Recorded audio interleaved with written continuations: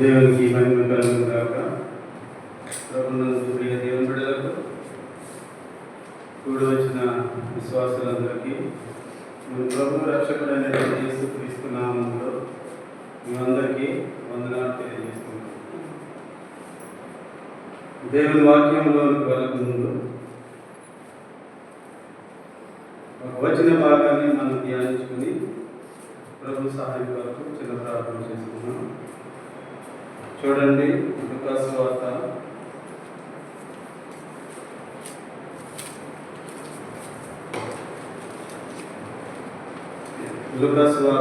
19వ అధ్యాయం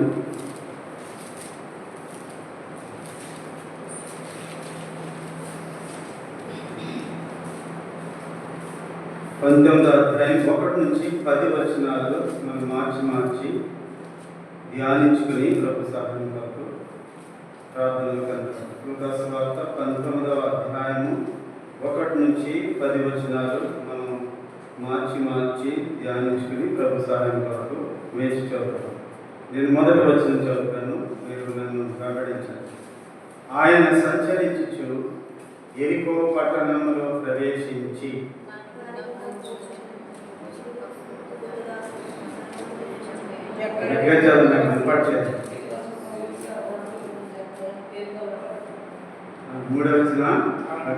యేసు ఎవరో అని చూడగోరెను గాని పొట్టివాడైనందున జనులు గుంపు కూడి ఉండుట వలన చూడలేకపోయాను.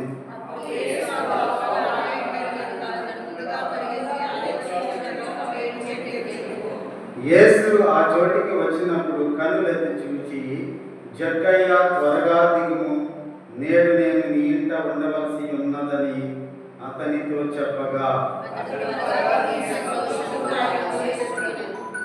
అందరూ అది చూచి, ఈయన పాపి అయిన మనుష్యుని వద్ద బస చేయ వెళ్ళనని చాలా సనిగు కొనిరి.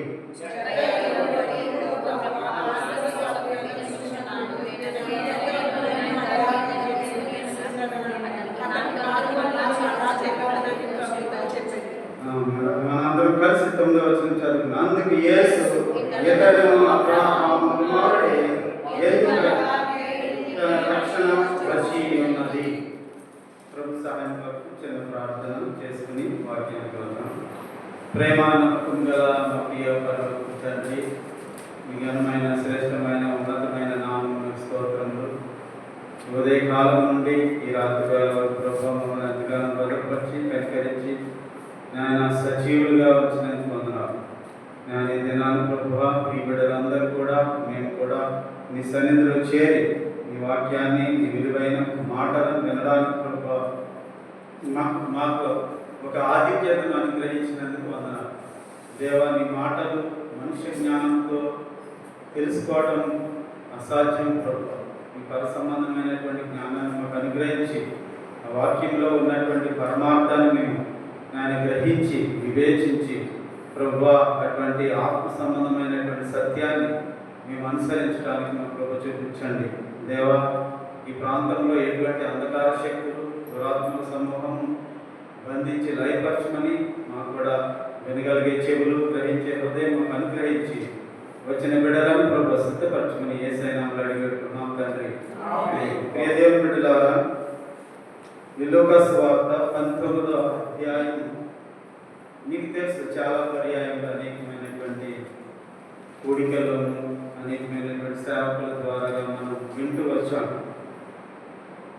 జక్కయ్య అనే ఆ సందర్భాన్ని మరి దేవుడు బైబిల్లో రాయించాడు.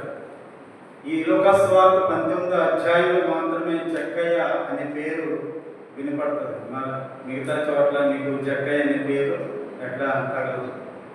చాలా చిన్న అధ్యాయం, అంటే చాలా చిన్న సందర్భమే, దానిలో మరి ఎటువంటి ప్రాధాన్యత లేదా ఎటువంటి ఆత్మ సంబంధమైనటువంటి విషయం ఉందా అనేది మనకి చాలా గ్రహించుకోవాల్సినటువంటి అవసరం ఉంది. ప్రియ దేవుడు, 9వ వచనము నేను చదువుతాను కదండి జాగ్రత్తగా. అందుకు యేసు ఇతడును అబ్రహాము కుమారుడే అని సంబోధిస్తూ వచ్చాడు. ఇతను కూడా అబ్రహాము కుమారుడే అని అంటున్నాడు. అంటే దేవుని యొక్క ఉద్దేశం ఏంటి అంటే ఇతను కూడా అబ్రహాం కుమారుడే. జక్కయ్య గురించి జీనియాలజీ అంటే ఆయన చరిత్ర గురించి ఎక్కడ కూడా ఎక్కువగా రాయించలేదని దేవుడు. జక్కయ్య ఏ కుటుంబంలోంచి వచ్చాడు, ఆయన తల్లిదండ్రులు ఎవరు, ఆయన వంశం ఏంటి అనేది మనకి ఎక్కడ కనపడదు బైబిల్. మరి ఆయన గురించి అంత ప్రాధాన్యత ఇస్తూ ఇతను కూడా అబ్రహాం కుమారుడే అంటున్న ఉద్దేశం ఏంటి? ఒకవేళ జక్కయ్య అబ్రహాం కుమారుడు అయితే కనుక మరి మనం ఎవరు అనేది మనం ఆలోచించాలి. ఎలా అయ్యాడు జక్కయ్య అబ్రహాం కుమారుడిగా? ఒకవేళ అబ్రహాం వంశంలోంచి ఏమైనా వచ్చాడైనా దాని గురించి ఏమి వివరాలు బైబిల్ అక్కడ రాయించిన దేవుడు.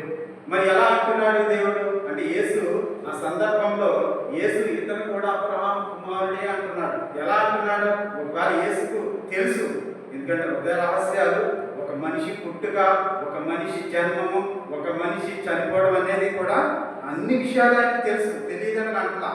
కానీ ఏ ఉద్దేశంతో జక్కయ్యను ఇతను కూడా అబ్రహాం కుమారుడే అని అంటున్నాడు అంటే ఖచ్చితంగా ఏదో పరమార్థము దాగి ఉంది. అది మనం చూడవలసినటువంటి అవసరం. దేవుని బిడ్డలారా, నార్మల్గా ఇదిగో ఈ బిడ్డ ఫలాని తల్లిదండ్రులకు లేదా ఫలానా అబ్బాయి అని చెప్పడంలో మనకు తెలుసు, భూ సంబంధమైనటువంటి బంధుత్వం ఏంటో మనకి తెలుసు.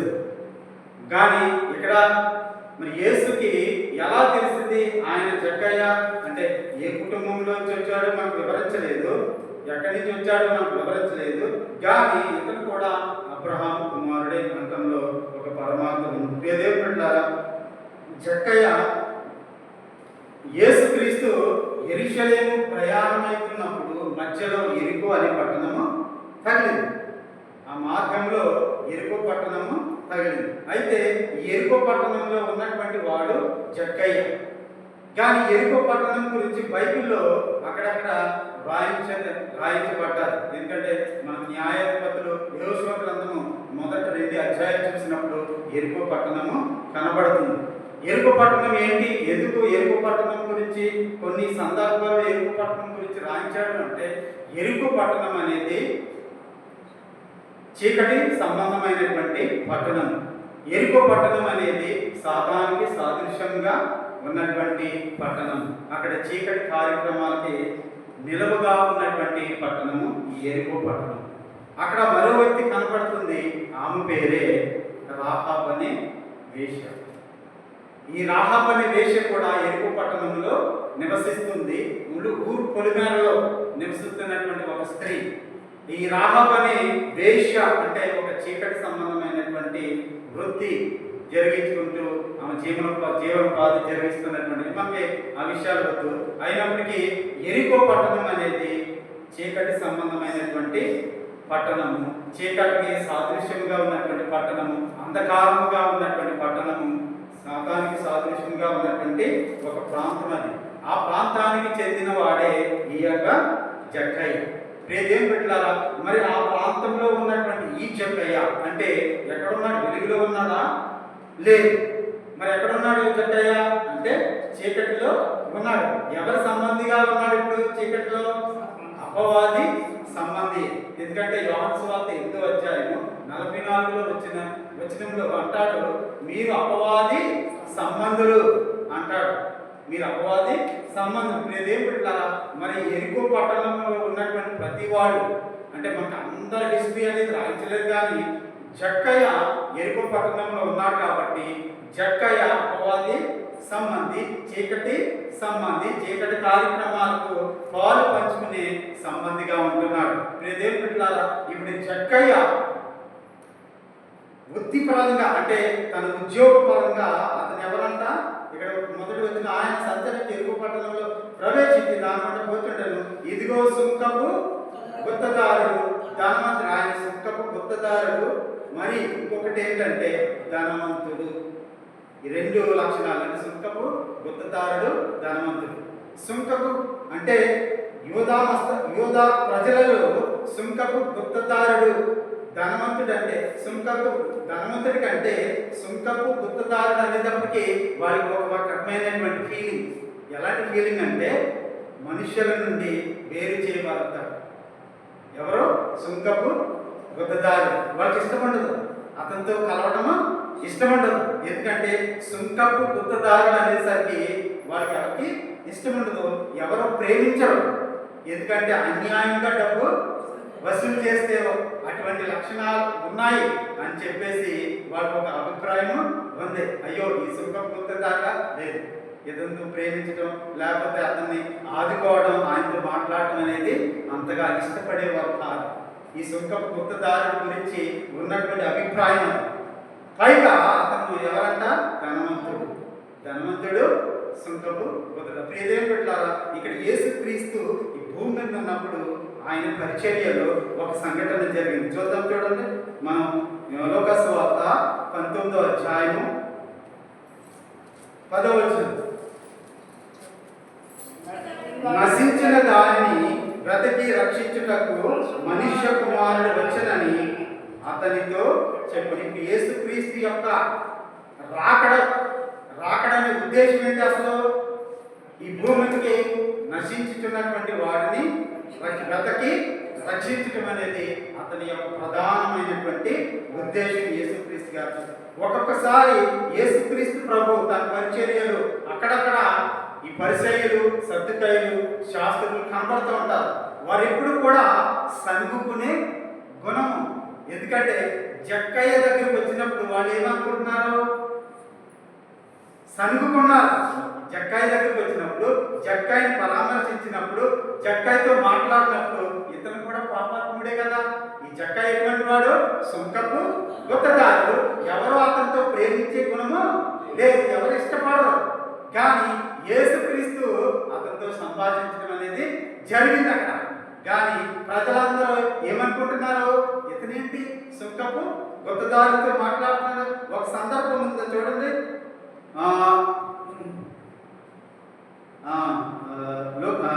అదే లోకా సువార్తలో మనం ఒక సందర్భాన్ని మనం చూడండి. లోకా సువార్త 18వ అధ్యాయము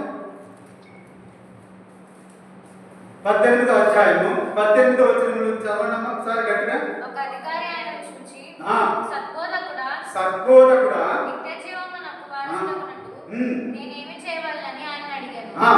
అందుకు యేసు నేను సత్పురుషుడనని ఎలా చెప్తున్నావు? దేవుడు ఒక్కడే తప్ప మరి ఎవరునూ సత్పురుషుడు కాదు.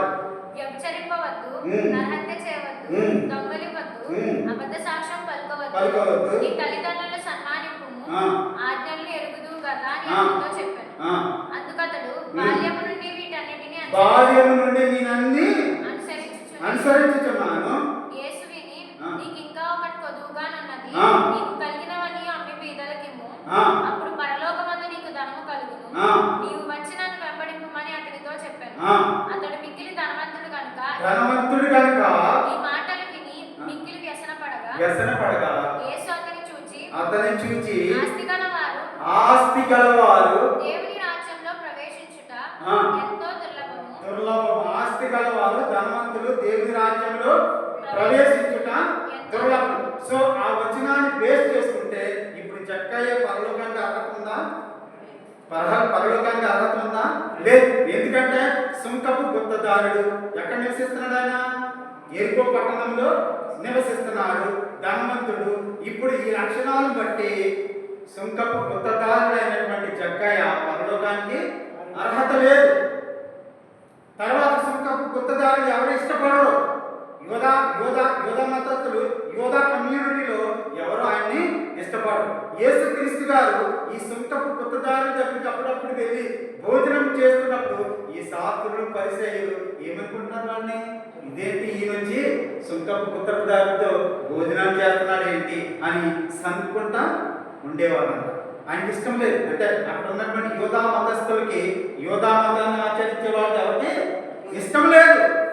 ఏమి పాపలతో భోజనం చేయడం ఏంటి, పాపలతో కూర్చోవడం ఏంటి, ఈ పాపలతో సహవాసం చేయడం ఏంటి అనే ఒక అభిప్రాయము గనుకొని వాళ్ళు ఎప్పుడు సనుగుతూ ఉండేవారు. ఇప్పుడు ఈ సుంకపు గుత్తదారుడైనటువంటి జక్కయ్య ఎటువంటి వాడు అంటే పాపాత్ముడు, ఎరికో పట్టణానికి చెందినవాడు. ఎరికో పట్టణం దేనికి సాదృశ్యం అంటే సాతానికి సాదృశ్యము, అపవాదికి సాదృశ్యము. అటువంటి వాడితో యేసుక్రీస్తు ఒక మెస్సయ్య, ఒక ప్రవక్త, ఒక అపొస్తలుడు దేవుని కుమారుడు ఎందుకు ఆయనతో మాట్లాడుతున్నాడని వాళ్ళందరూ ఏం చేశారంట? సమించుకునే గుణం ఉంది. ఇప్పుడు ఇదేం పెట్టారా? ఇప్పుడు మనం అయితే యేసుక్రీస్తు గారి పరిచర్యలో మరొకటి కనపడుతుంది చూడండి. లూకాసు వార్త 5వ అధ్యాయము, లూకాసు వార్త 5వ అధ్యాయము 30వ వచనం.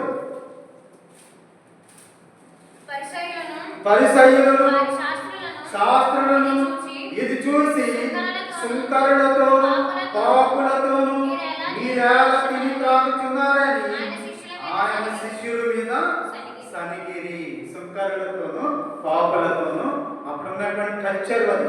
ఎవరు కూడా సుంకరులతోను పాపులతో భోజనం చేయకూడదు, మాట్లాడకూడదు. ఇది వాళ్ళకు ఉన్నటువంటి ఆచారం, ఇది వాళ్ళకు ఉన్నటువంటి పద్ధతి. అది కానీ యేసుక్రీస్తు గారు వాడి ఆలోచనకి, వాడి యొక్క ఆచారాలకి, వాడి యొక్క పద్ధతులకి వ్యతిరేకంగా వెళ్తున్నాడు. ఇదేం పెట్టాలి మరి ఇక్కడ సనిపోవడంలో అంటే యేసుక్రీస్తు గారు వాక్యమై ఉన్నటువంటి దేవుని మీద, దేవుని కుమారుడి మీద వాడు సనిపోవడం మొదలు పెట్టారు. అయితే ఇదేం పెట్టారా?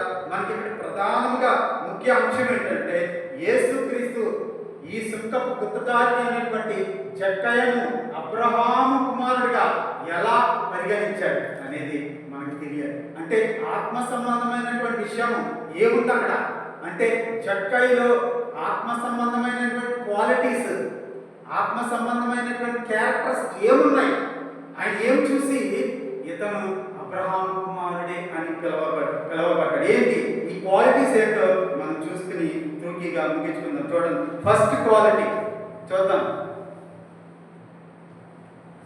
ప్రకటన గ్రంథం 3వ అధ్యాయం 21 ఒకసారి మనం చదువుకున్నటువంటి వాక్య భాగం చూడండి. 19వ అధ్యాయం లూకాసు వార్త, దాన్ని బట్టి మనం అక్కడికి వెళ్దాం. లూకాసు వార్త 19వ అధ్యాయం చూడండి ఒకసారి. మొదటి 3వ వచనం చదవమా. ఆయన సంచరించుచు యెరికో పట్టణములో ప్రవేశించి దాని గుండా పోవుచుండెను. ఇదిగో సుంకపు గుత్తదారుడును ధనవంతుడైన జక్కయ్య అని పేరు గల ఒకడు యేసు ఎవరో అని చూడగోరను కానీ పొట్టివాడైనందున జనులు గుంపుకూడి ఉండుట వలన చూడలేకపోయాను. ఇప్పుడు జక్కయ్య కలిగినటువంటి మనసులో ఉన్నటువంటి ఆశ ఏంటి? యేసు ఎవరో అని చూడాలని కోరిక కలిగింది. పొట్టివాడైనందువల్ల తన ఆకారం సరిపోదు చూడటానికి, కానీ వెంటనే ఏం చేశాడు? మేడి చెట్టు ఎక్కాడు. ఇప్పుడు ఆయన హృదయంలో ఉన్నటువంటి ఆశ ఏంటి? యేసును చూడాలని కోరిక కలిగి. చూడండి, ప్రకటన గ్రంథం 3వ అధ్యాయం 21. దేవుడు ఏం చెప్తున్నాడు? అటువంటి ఆశ కలగాలి. ఇదిగో నేను తలుపు వద్ద నిలిచి నుండి తట్టుచున్నాను. ఎవడైనను నా స్వరము విని తలుపు తీసిన ఎడల నేను అతని వద్దకు వచ్చి అతనితో నేను నాతో కూడా అతడును భోజనము చేయను. నేను చేయించి నా తండ్రితో కూడా ఆయన సింహాసనమందు కూర్చొని ఉన్న ప్రకారము జయించు వారి నాతో కూడా నా సింహాసనమందు కూర్చొండ నిశ్చేతం. ఇప్పుడు జక్కయ్య ఎవరి చేత ప్రేమించబడినటువంటి వ్యక్తి, చీకటిలో నివసిస్తున్నటువంటి వ్యక్తి, వెలుగు లేనటువంటి వ్యక్తి, దాని హృదయంలో ఆయనకి ఏముంది? ఆశ యేసుని చూడాలని. ఇప్పుడు యేసు చూసేటప్పటికి ఆయనకి ఏం కలిగించింది? నా హృదయంలోనికి ఆహ్వానించాలని అనే ఆశ కలిగింది. అందుకే ప్రకటన గ్రంథంలో నేను తలుపు వద్ద నిలిచుండి తట్టుచున్నాను. ఎవడైనా నా స్వరము విని తలుపు తీసినట్ల అతని వద్దకు రావడానికి ఆయన ఇష్టపడుతున్నాడు లేదా? ఇప్పుడు జక్కయ్యలాగా మనకు కూడా ఆశ ఉందా? ఒకవేళ జక్కయ్య ఎవరో ప్రేమించుకోకుండా ఉన్నటువంటి అపవాద సంబంధిగా ఉన్నటువంటి జక్కయ్యని అబ్రహాము కుమారుడిగా పిలిచాడంటే మనము జక్కయ్య వల్ల ఉన్నామా లేదా? ఉన్నాం. ఒకప్పుడు మనం అలాగే ఉన్నాం, చీకట్లో ఉన్నాం, వెలుగులేదు మనకి. మనం ఎవరి కుమారుడమో తెలియదు మనకి. దేవుడు మనల్ని ఎలా పిలుస్తాడో మనకు తెలియదు. కానీ ఇప్పుడు దేవుని వాక్యాన్ని బట్టి మనం ఏం చేసాము? ఆయన ఆశ కలిగి ఉన్నాం. ఆయన ఆశ, దేవుని వాక్యం విన్నా, సువార్త విన్నాము, ఆయన ఆశించి మనం ఇక్కడికి వచ్చాం. ఎలాగైతే జక్కయ్య ఆ గుంపులో చూడలేనటువంటి పరిస్థితులు ఉన్నప్పటికీ ఆశ కలిగి ఉన్నాడు. ఎవరో అని చూడడానికి పరిగెత్తుకుని వచ్చి నా మేడి చెట్టు ఎక్కడం అనేది విశేషం. ఇది మొదటి. ఎఫెసీ పత్రిక చూడమ్మా. ఎఫెసీ పత్రిక 1వ అధ్యాయము. ఎఫెసీ పత్రిక 1వ అధ్యాయం 11వ వచనం చదవండి. నిరీక్షించిన మనము ఆ. తన మహిమకు కీర్తి కలుగజేయవలెనని తన మహిమకు కీర్తి కలుగజేయవలెనని కలుగజేయవలెనని దేవుడు తన చిత్త ప్రకారమైన సంకల్పమును బట్టి మనలను ముందుగా నిర్ణయించి ఆయన యందు స్వాస్థ్యముగా ఏర్పరచెను. ఆయన తన చిత్తానుసారంగా చేసిన నిర్ణయము చొప్పున సమస్త కార్యములను జరిగించుచున్నాడు. మీరును సత్యవాక్యమును అనగా మీ రక్షణ సువార్తను విని క్రీస్తునందు విశ్వాసం ఉంచి వాగ్దానం చేయబడిన ఆత్మ చేత ముద్రింపబడి ఎలాగైతే చక్కగా ఆశ కలిగి వాక్యమై ఉన్న దేవుడిని చూడటానికి ఇష్టపడి వచ్చాడు, వాని ఆత్మ సంబంధమైనటువంటి క్యారెక్టర్ ఏం కనబడిందంటే యేసుని ఆహ్వానించే గుణము కనబడింది. అర్థమవుతుంది. మొదటి ఆత్మ సంబంధమైన విషయం ఏంటంటే యేసుని తన హృదయంలోనికి ఆహ్వానించే గుణము కనబడింది ఆయన. రెండవ చూద్దాం చూడండి. 2 పేతురు 3:9 వచ్చింది. రెండవ గుణం ఏంటి? 2 పేతురు 3:9 వచ్చింది. కొందరు ఆలస్యం నిలుచుకున్నట్లు ప్రభు తన వాగ్దానమును గురించి ఆలస్యం చేయవాడు కాడు కానీ ఎవడను నశింపవలెనని నిశ్చయింపక అందరూ మారు మనసు పొందవలెనని కోరుచు మీ ఎడల దీర్ఘశాంతము. రెండవ క్వాలిటీ, రెండవ ఆత్మ సంబంధమైనటువంటి క్యారెక్టర్ ఏముంది అంటే పశ్చాత్తాప గుణం ఉంది. జక్క ఎలాంటి వాడు? సుంకపు గుత్తదారి. 4వ వచనం చూడండమ్మా, మనం చదువుకున్నటువంటి వాక్య భాగం 4వ వచనం కాదు, 7వ వచనం చదవండి. 7వ వచనం. అందరూ అది చూచి ఈయన పాపి అయిన మనుషుల యొక్క బస చేయ వెళ్ళనని చాలా చనుకుని గాని చక్కగా నిలవబడి ఇదిగో ప్రభువా నా ఆస్తిలో సగము. చూడండి, ఇప్పుడు జక్కయ్య ఎటువంటి వాడు? ధనాపేక్ష కలిగినటువంటి వాడు, సుంకపు గుత్తదారి. ఎవరైనా సుంకపు గుత్తదారి ధనాపేక్ష కలిగినటువంటి వాడు తన ఆస్తులు బాగా ఇచ్చేస్తాడా? ఇవ్వడానికి ఇష్టపడ్డాడు. కానీ ఇక్కడ ఏం కలిగింది ఆయనకి? ఎప్పుడైతే వాక్యమై ఉన్న దేవుణ్ణి తన హృదయంలోనికి ఆహ్వానించుకున్నాడు, అప్పుడు ఏం కలిగింది ఆయనకి? మారు మనసు కలిగింది, పశ్చాత్తాప గుణము కలిగింది. అందుకే దేవుడు అంటున్నాడు మొదటి 2 పేతురు 3:9, కొందరు ఆలస్యం ఎంచుకున్నట్లు ప్రభు తన వాగ్దానము గురించి ఆలస్యం చేయవాడు కాడు కానీ ఎవడను నశింపవలనని నిశ్చయింపక అందరూ మారు మనసు పొందవలనని కోరుచు మీ ఎడల దీర్ఘశాంతముగా ఉన్నాడు.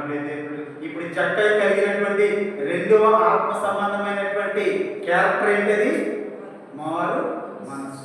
తెలుసుకున్నాడు, నేను పాపం చేశాను ప్రభువా, నేను అన్యాయంగా డబ్బు తీసుకున్నాను, నేను సుంకపు గుత్తదారిని, నా ఆలోచనలు బాగలేదు, నేను అన్యాయంగా అనేక మంది దగ్గర నుంచి డబ్బు తీసుకున్న వాస్తవమే. కానీ ఇప్పుడు నిన్ను చూసిన తర్వాత నేను ఆ పని చేయడానికి ఇష్టపడలేదు. నాలో మారు మనసు కలిగింది. తిరిగి నేను నా ఆస్తిలోని సగము భాగము అందరికీ ఇస్తానని చెప్పి మారు మనసు కలిగింది. ఇంకో వచనం చూడండి. మొదటి యోహాను రాసినటువంటి మొదటి పత్రిక 1వ అధ్యాయం 7 నుంచి 9 వచనాలు. యోహాను రాసినటువంటి మొదటి పత్రిక. ఆయన వెలుగులో ఉన్న ప్రకారం మనము వెలుగులో నడిచిన ఎడల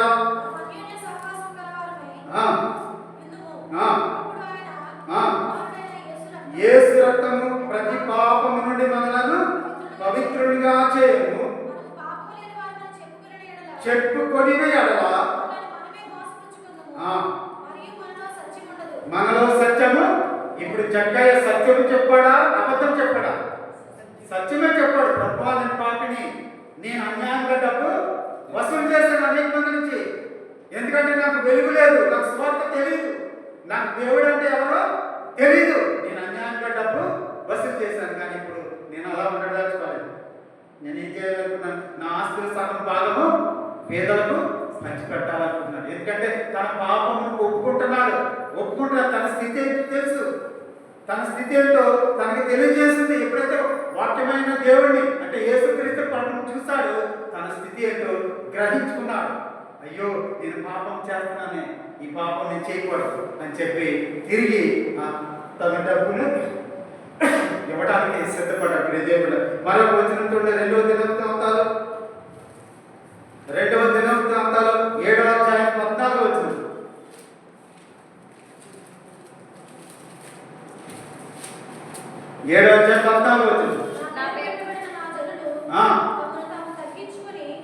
తమను తగ్గించుకొని ప్రార్థన చేసి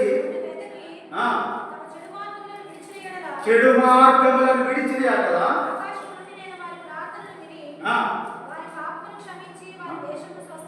నా పేరు పెట్టిన నా జనులు తమను తాము తగ్గించుకొని. సుంకపు గుత్తదారుడు, మంచి ఉద్యోగం ఉంది, రోమ ప్రభుత్వము అధికారుల కొరకు పనిచేస్తున్నటువంటి వ్యక్తి, ధనవంతుడు. ఇప్పుడు ధనవంతుడికి సుంకపు గుత్తదారుడికి తగ్గించుకునే గుణం ఉంటుందా?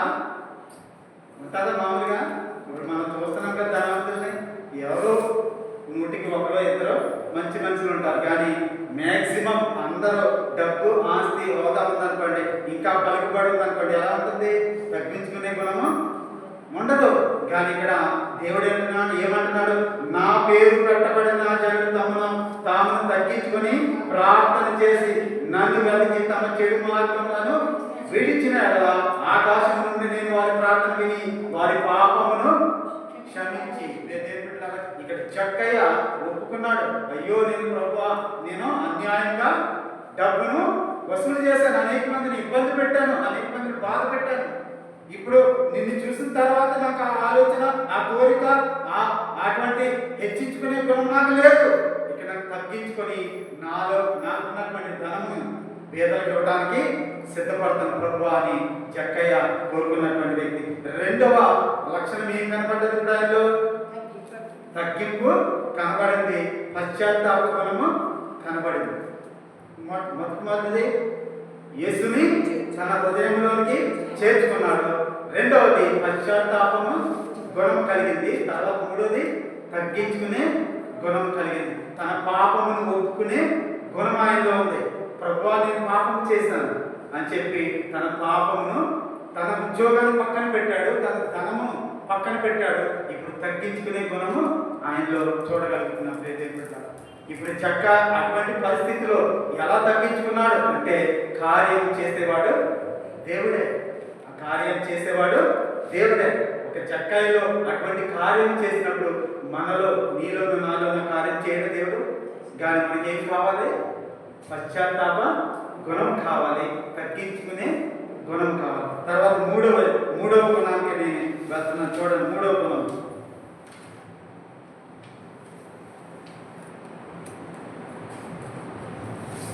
హెబ్రీ పత్రిక 11 యాకోబు పత్రిక చూడండి. యాకోబు పత్రిక 2వ అధ్యాయం 21 నుంచి చూడండి. యాకోబు పత్రిక 2వ అధ్యాయం 21 నుంచి. మన పితరుడైన అబ్రహాము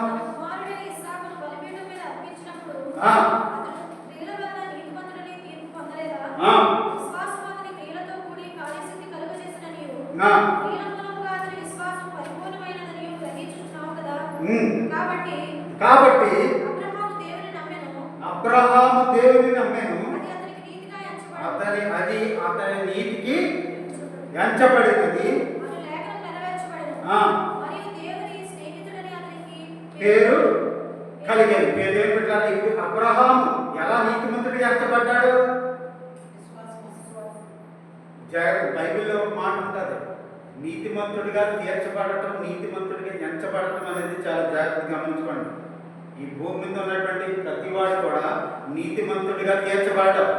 అర్థమవుతుంది మీకు? నీతిమంతుడిగా మనం అందరం ఎక్కడి నుంచి వచ్చాము? ఆదాములోంచి వచ్చాము. మనకి ఏ పోలికలు ఉన్నాయి? దేవుని పోలికలు లేవు. మనకి ఎవరి పోలికలు ఉన్నాయి? ఆదాము పోలిక. ఆదాము ఎవరి పోలిక కలిగి ఉన్నాడు?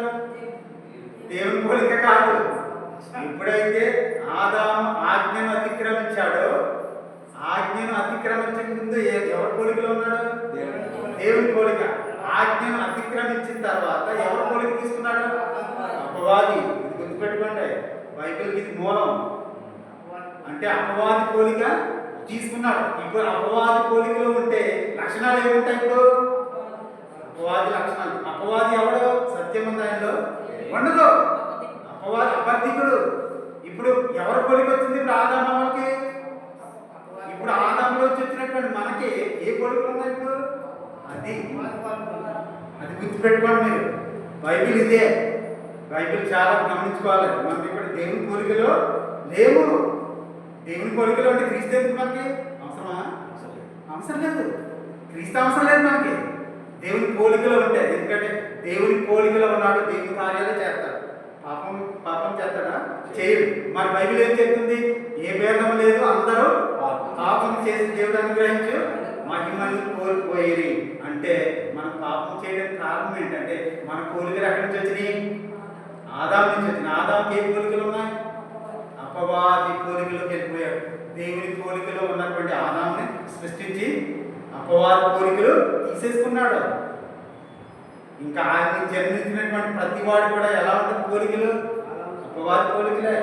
నీతిమంతుడిగా తీర్చబడడు, నీతిమంతుడిగా ఎంచబడతాడు. ఎంచబడటానికి తీర్చబడటానికి డిఫరెన్స్ ఉంది. ఇప్పుడు అబ్రహాము నీతిమంతుడిగా ఎంచబడ్డాడా? తీర్చబడ్డాడా? ఎంచబడను. ఈ పాయింట్ గుర్తుపెట్టుకోండి. బైబిల్లో నీతిమంతుడిగా ఎవరో తీర్చబడరు, ఎంచబడను అంటాడు. అంటే మనము ఆ కోవలకు వచ్చామన్నమాట. అర్థమవుతుంది మీకు? ఎంచబడదు. ఇప్పుడు అబ్రహాము నీతిమంతుడికి ఎలా ఎంచబడ్డాడంటే క్రియల వల్ల. ఏ క్రియ చేశాడు? తన ఏకైక కుమారుని మిక్కిలిగా ప్రేమించినటువంటి కుమారుని ఏం చేశాడు? దేవునికి బలి ఇవ్వడానికి సిద్ధపడ్డాడు. అంటే బలి ఇచ్చేయలేదు కానీ సిద్ధపడ్డాడే లేదు. తప్పించింది ఆయన, కానీ సిద్ధపడ్డాడు. ఆ క్రియల వల్ల నీతిమంతుడిగా ఎంచబడాడు. తర్వాత దేవుని స్నేహితుడిగా ఎంచబడ్డాడు. ఈ రెండు క్వాలిటీస్, నీతిమంతుడిగా ఎంచబడటం, దేవునికి స్నేహితుడిగా ఎంచబడ్డాడు. మరి అబ్రహాము ఎంచబడ్డాడు. అసలు అబ్రహాం పుట్టుక లేదా అబ్రహాం ఎక్కడి నుంచి వచ్చాడంటే అన్య సాంప్రదాయం నుంచి వచ్చినవాడు. ఎక్కడైతే చక్కయ్య చీకటిలో జెరికోలో ఉన్నాడో, ఎరుకు పట్టణంలో ఉన్నాడో అపవాద సంబంధి కాదు. ఒకప్పుడు అబ్రహాం కూడా అటువంటి పరిస్థితిలో ఉన్నవాడే, కానీ దేవుని స్వరాన్ని విన్నాడు. అంటే దేవుని మాటకు లోబడి వచ్చాడు లేదేమో. అందుకే ఆ రావటం వల్ల తర్వాత తన కుమారుడిని బలి ఇవ్వడానికి సిద్ధపడటం వల్ల రెండు క్వాలిటీస్ ఆయనలో వచ్చింది. ఒకటి నీతిమంతుడిగా ఎంచబడ్డాడు, దేవునికి స్నేహితుడిగా పిలువబడ్డాడు. అది ఆత్మ సంబంధమైనటువంటి క్వాలిటీస్. అందుకే ఇక్కడ అంటున్నాడు అబ్రహాము దేవునికి నీతిమంతుడిగా ఎంచబడ్డాడు, దేవుని స్నేహితుడిగా పిలువబడ్డాడు. దేనిని బట్టి అంటే విశ్వాసమును బట్టి. ఇప్పుడు మూడవ లక్షణం ఏంటి మనకి? విశ్వాసము. ఇంకొక వచనం తర్వాత రోమపత్రిక 4వ అధ్యాయం ఇంకా కొంచెం క్లియర్ అర్థమవుతుంది. రోమపత్రిక 4వ అధ్యాయము 4వ అధ్యాయం 12 చదవము. 4:12.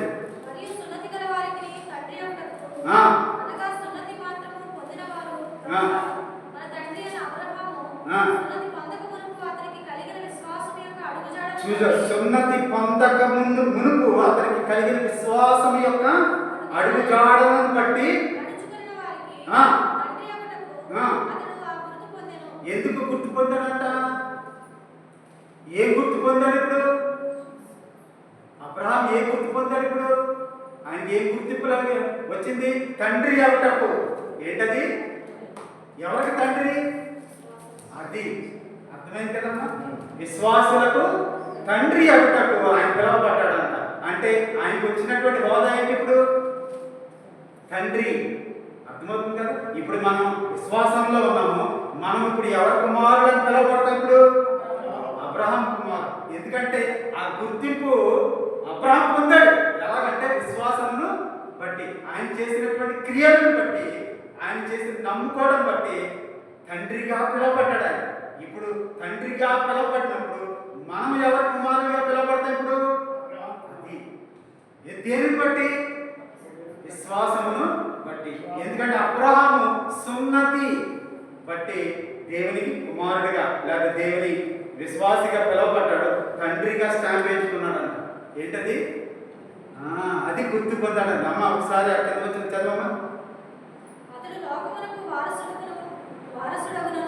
వారసుడు అగునను వాగ్దానము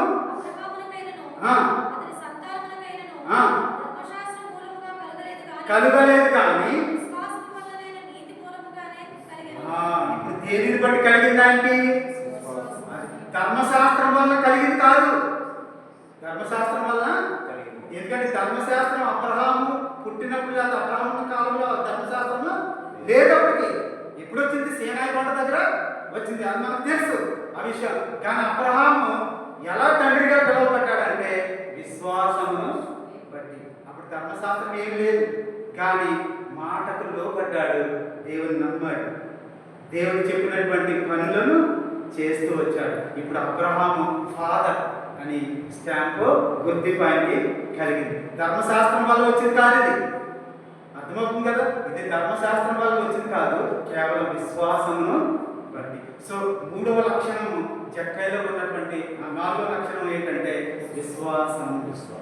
ఆయనలో ఉన్నటువంటి మొదటిది ఏంటంటే మర్చిపోతారని గుర్తు చేస్తున్నాడు, యేసుని హృదయంలోనికి ఆహ్వానించుకున్నాడు. 2వది పశ్చాత్తాపం, 3వది తగ్గించుకోవడం, 4వది విశ్వాసం. ఇప్పుడు 5వ దానికి అర్థం చూడండి. 2వ కొరింథీ 3వ అధ్యాయం 18వ వచనం. 2వ కొరింథీ 3వ అధ్యాయం 18వ వచనం. మనమందరము ముసుగులేని ముఖమును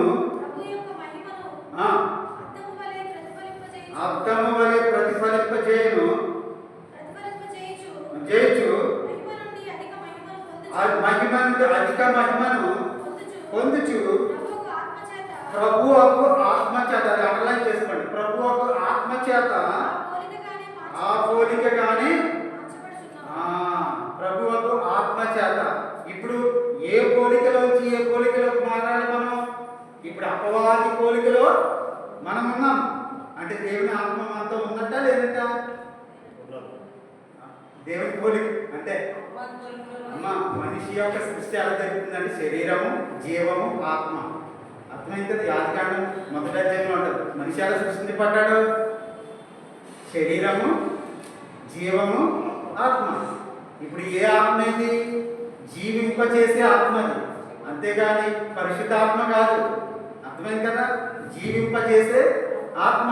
ఎందుకంటే దేవుడు జీవవాయు పోతగా నరుడు ఏమయ్యాడు? జీవాత్మ. జీవము ప్లస్ ఆత్మ. అర్థమైంది కదా? సో ఇప్పుడు 3 ఉన్నాయా లేదా? అక్కడ శరీరం ఉంది, శరీరంలో ఏముంది? రక్తం ఉంది, మాంసం ఉంది. ఓకే, ఇప్పుడు జీవం ఉంది. జీవం ఎక్కడ ఉంది? రక్తంలో ఉంటది. ఏంటది? ఎందుకంటే లేవికాండం 17:11 వచ్చిన శరీరం రక్తమే ప్రాణం అంటది అని ఉంటది కదా. ఇప్పుడు జీవం ఎక్కడ ఉంది? ఇప్పుడు రక్తంలో ఉంటది, ప్రాణం అంటారు. అది ఒక్కొక్క సందర్భంలో ప్రాణం అంటారు, ఇంకొక చోట జీవం అంటారు. అంటే శరీరము రక్త మాంసములతో కూడుకున్నటువంటి శరీరం ఉంది, ప్రాణం ఉంది, తర్వాత ఆత్మ ఉంది. ఈ ఆత్మ ఏంటంటే దేవుని ఆత్మ కాదు, మనిషి ఆత్మది. ఏంటది? మనిషి ఆత్మది. ఇది మనిషి ఆత్మ. ఈ మనిషి ఆత్మ మనం జీవింప చేస్తుంది, పనులు చేసుకోవడానికి. ఇప్పుడు దేవుని ఆత్మ ఎప్పుడు పొందుకుంటాం? మరి దేవుని ఆత్మ ఎప్పుడు పొందుకుంటాము? ఇప్పుడు దేవుని ఆత్మ ఉంది మనలో. ఎప్పుడైతే రక్షింపబడతామో బాప్తిజం ద్వారా, అంటే తల్లిదండ్రులు ఇచ్చినటువంటి ఈ జన్మని జల సమాధి చేసేస్తాం. అంటే చేసేసిన తర్వాత అపోస్తలుల కార్యం 2:38 ఉంటుంది. అప్పుడు పరిశుద్ధాత్మని వరమును పొందుకుంటారు. ఎప్పుడు? రక్షణ, బాప్తిజం. అంటే తల్లిదండ్రులు ఇచ్చినటువంటి ఈ శరీరాన్ని మనం దేంట్లో సమాధి చేస్తున్నాము? జల సమాధి చేస్తున్నాం. అది దేనికి ఈక్వల్? అది ఏసీ యొక్క మరణ సమాధికి ఈక్వల్. అర్థమవుతుంది కదా? అందుకే అక్కడ రోమపత్రికలో మరణంలో పాలుగా ఉంటాం కదా మనం కూడా, సమాధిలో.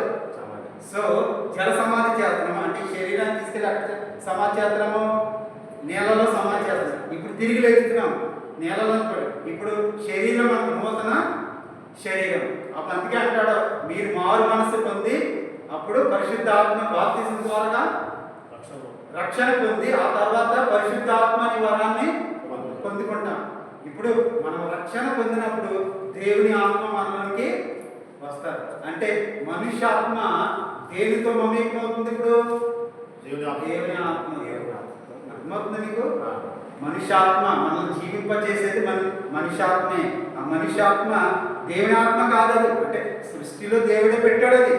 కానీ ఎప్పుడైతే అపవాదికి సంబంధించిందో అది నువ్వు మనిషిగా ఉండవు, మనిషిగా అపవాది సంబంధిగానే పిలువబడతాడు. ఎప్పుడైతే పరిశుద్ధ ఆత్మ నీలోకి ఎంటర్ అవుతుందో అప్పుడు ఈ మనిషి ఆత్మ దేవుని ఆత్మతో మమేకమై అప్పుడు దేవుని బాటలో నడుస్తాం. అర్థమవుతుంది మీకు? అది ఇప్పుడు అప్పుడు ఇక్కడ ఏమంటున్నాడు? ప్రభువుకు ఆత్మ చేత ఆ పోలికగానే మార్చబడదు. ఇప్పుడు మనల్ని ఏ పోలికలో నుంచి ఏ పోలికలో మార్చబడతామో మనం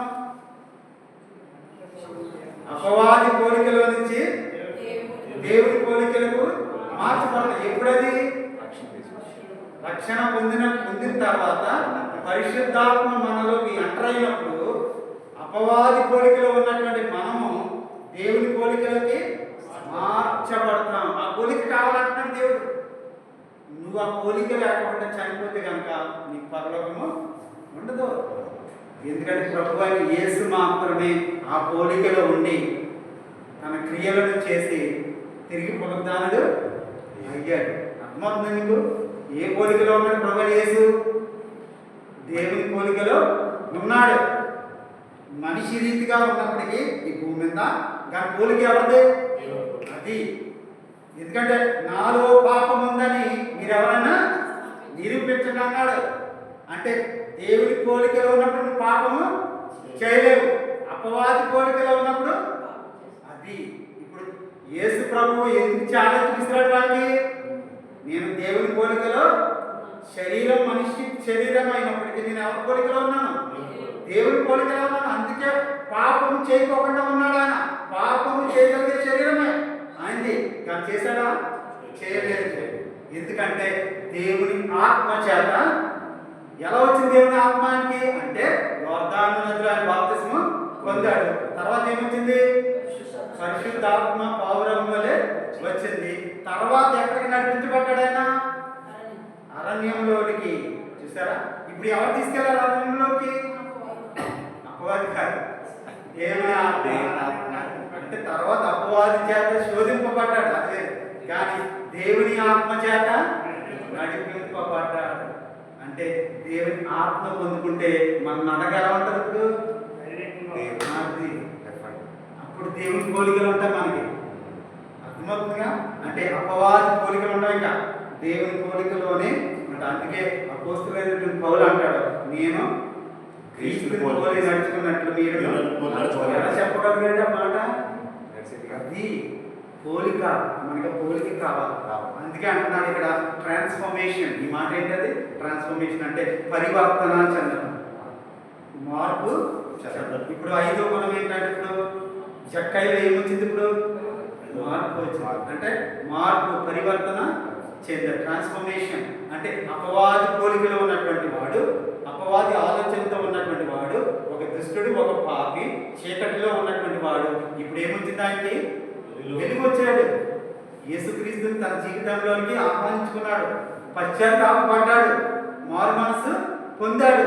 అయ్యో పాపం చేశానని ఒప్పుకున్నాడు దేవుని దగ్గర.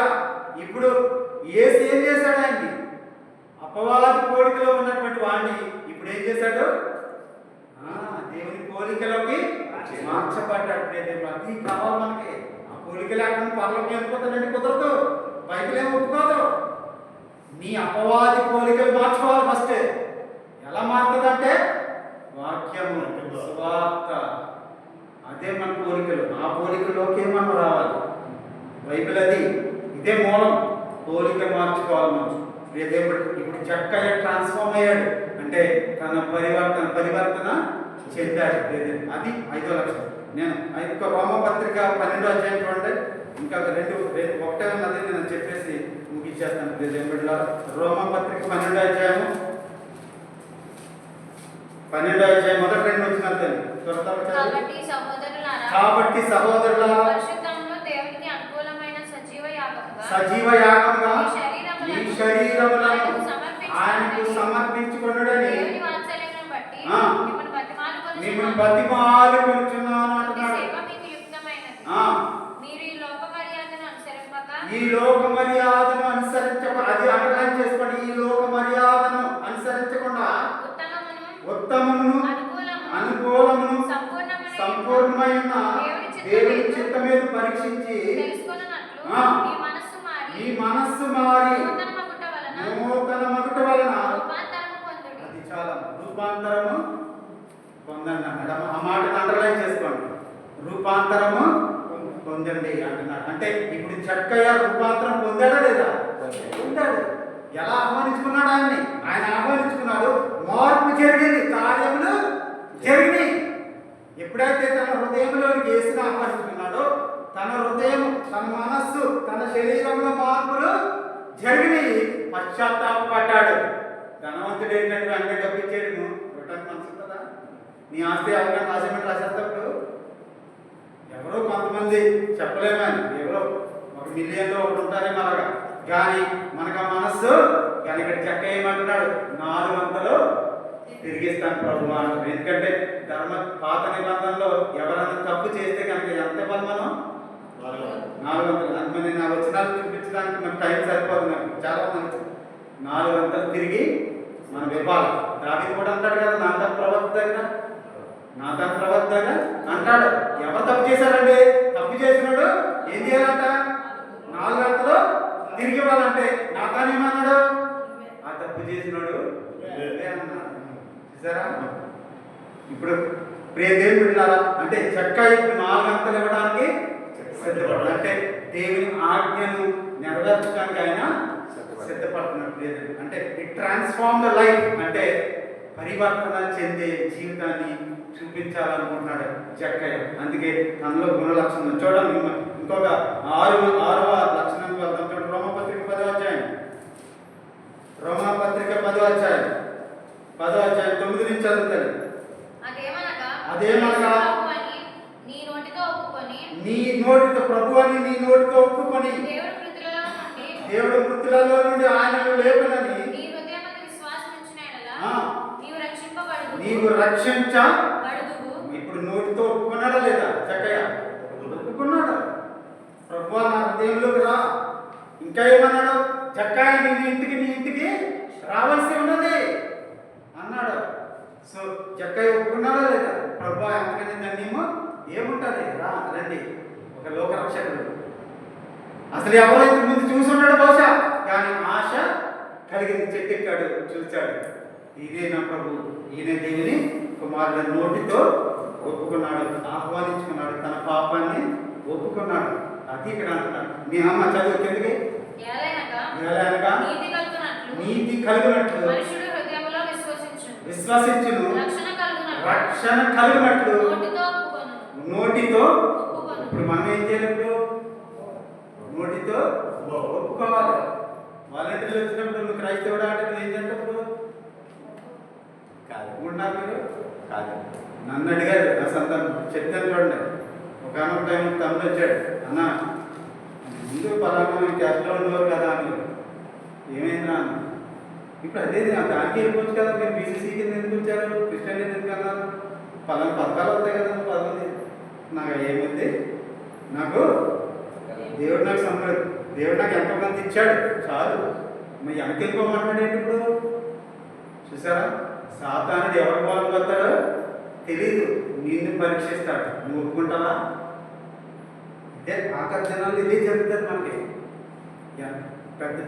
పెద్ద కష్టమైన పరీక్ష ఏమంటుందో, ఎవరైనా వస్తాడు మన ఇంటికి, నువ్వేంటి అని అడుగుతాడు. ఏమంటావు? మీరు ఎస్ ధైర్యం ఉందా నీకు? నోటితో రోమకాలంలో అదే జరిగిందంట.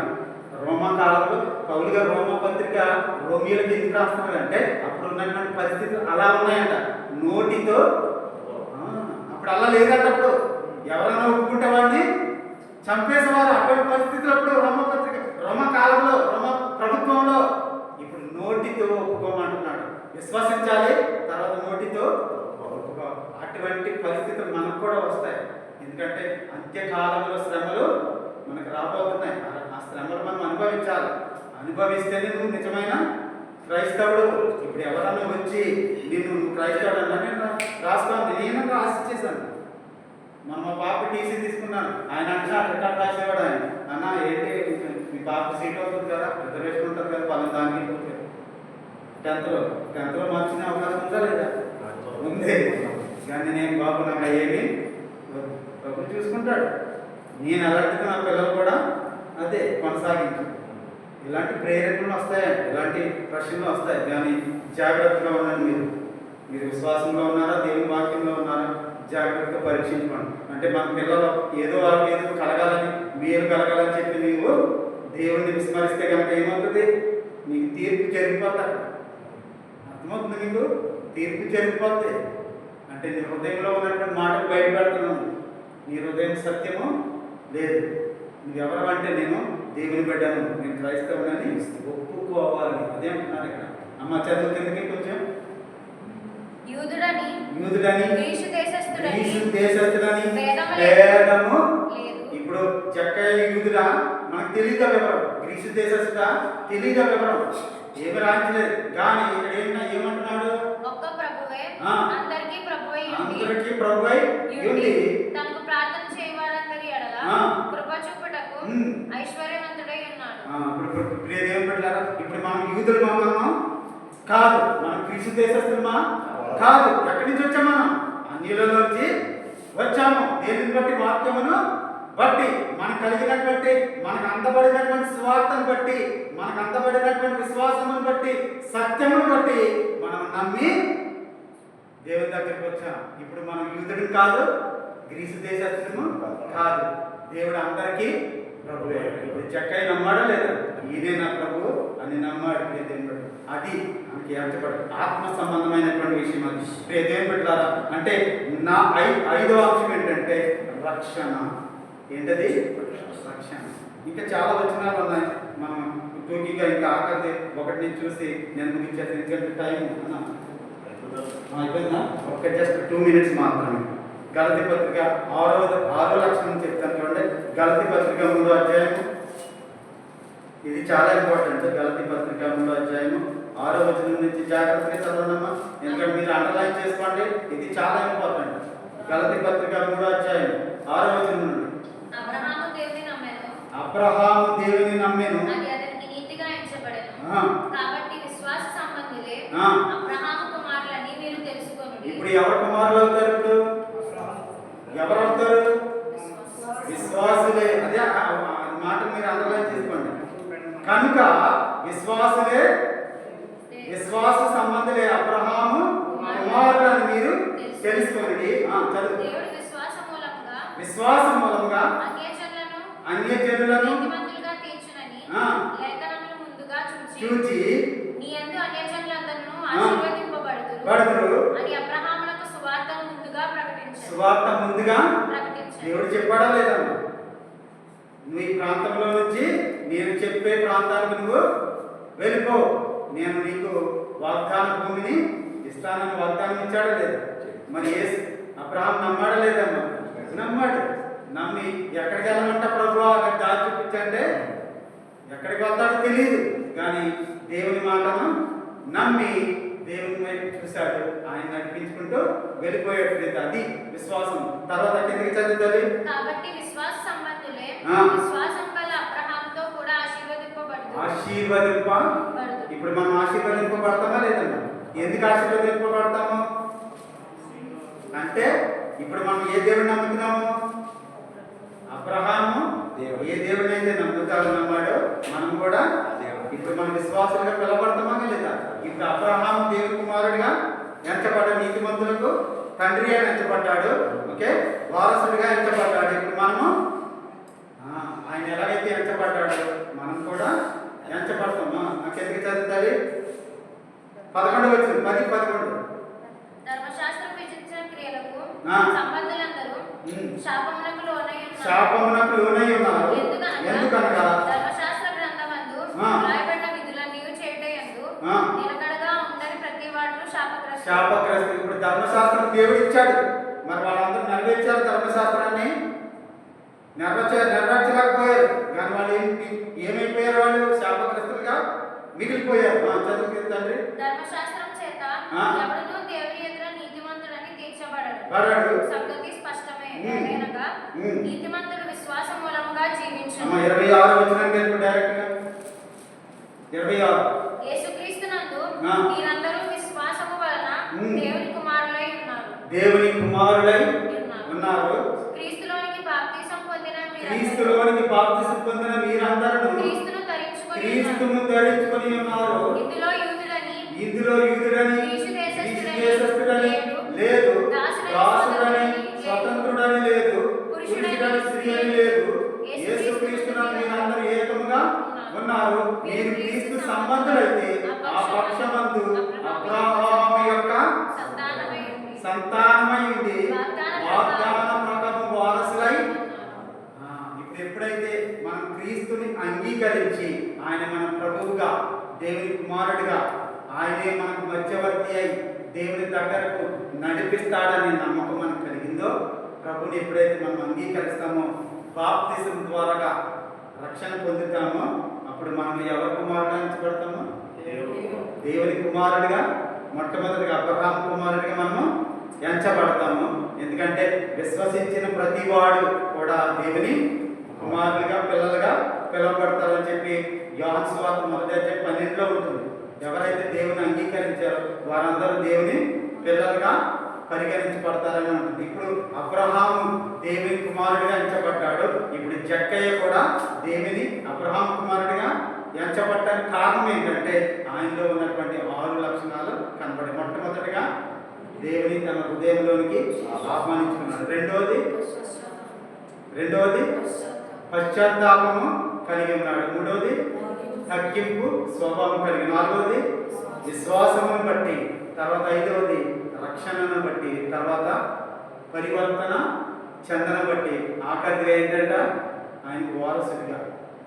అర్థమైంది కదా దేవుడిలా మనం కూడా అబ్రహాం కుమారుగా ఎప్పుడు పిలువబడతామంటే యేసు ప్రభువుని మనం అంగీకరించి ఆయన ధరించుకున్నప్పుడు గ్రీసు దేశస్తుడని లేదు, యూదుడని లేదు, అందరూ కూడా అబ్రహాం కుమారులుగా ఎంచబడతారు. మరి ఇటువంటి జ్ఞానంతో మన విశ్వాసంలో కొనసాగి, ఎందుకంటే ఎప్పుడైతే మనం అబ్రహాం కుమారుడిగా ఎంచబడతామో అప్పుడు వాగ్దానములకు వారసులుగా మనం పిలువబడతాం. ఎందుకంటే ఒకప్పుడు మనకు వాగ్దానం అంటే ఏంటో తెలియదు, వాగ్దానాలు అంటే ఏంటో మనకి తెలియదు. ఇప్పుడు దేవుని క్రీస్తుని ధరించుకున్నప్పుడు మనకు వాగ్దానములు మనకు ఉన్నాయని మనకు తెలుసు.